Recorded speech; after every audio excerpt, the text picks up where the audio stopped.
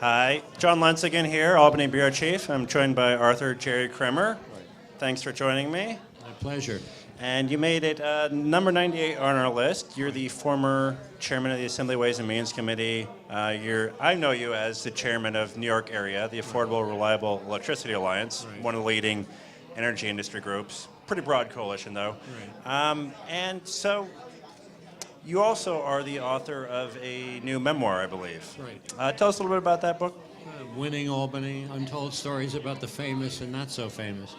You know, occasionally books have been written about Albany by people who were members here for a short time, but there's a lot of great history in this place and a lot of great moments that sort of were never captured by anybody because they were too busy trying to sort of dissect the place and the body.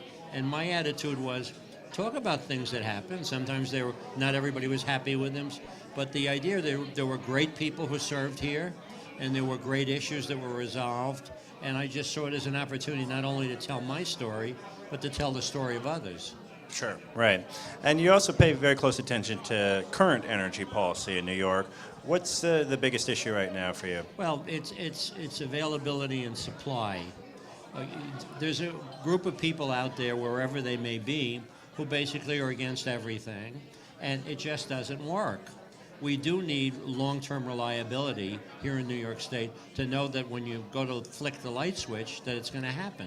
So the idea that all types of energy other than wind or solar are bad, those buses that run on liquid natural gas are very important. A lot of communities that rely on various types of revenues, like in Westchester County and a lot of places, you can't shut down plants. So there's no happy medium, and our goal is to educate the public and possibly give them a different perspective about reliability, source, and keeping things going. Sure. And shifting from the policy issues to a political issue, one thing we're looking at is state Senate elections this year. Right. Kind of early, but it's interesting out on Long Island, where you're from, that you have not one but two Republicans who will probably have vacant seats. Right. You know, Senator Fischello stepped down. You have another Senator Lee Zeldin running for Congress.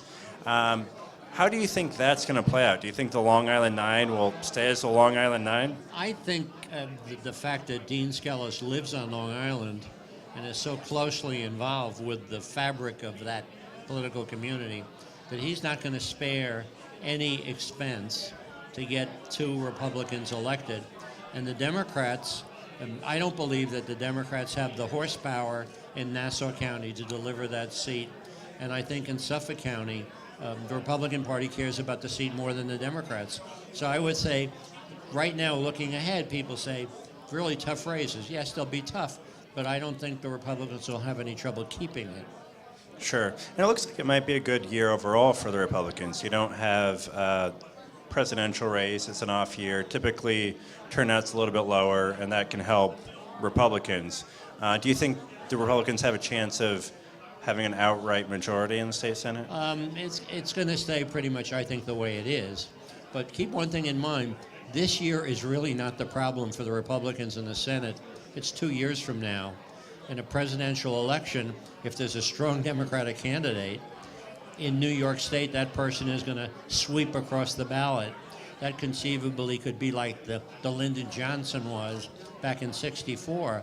Do you have Hillary Clinton running in 2 years from now? That could be the death knell for the Republicans having a majority in the Senate. Jerry, thank you as always. My pleasure. Thank you.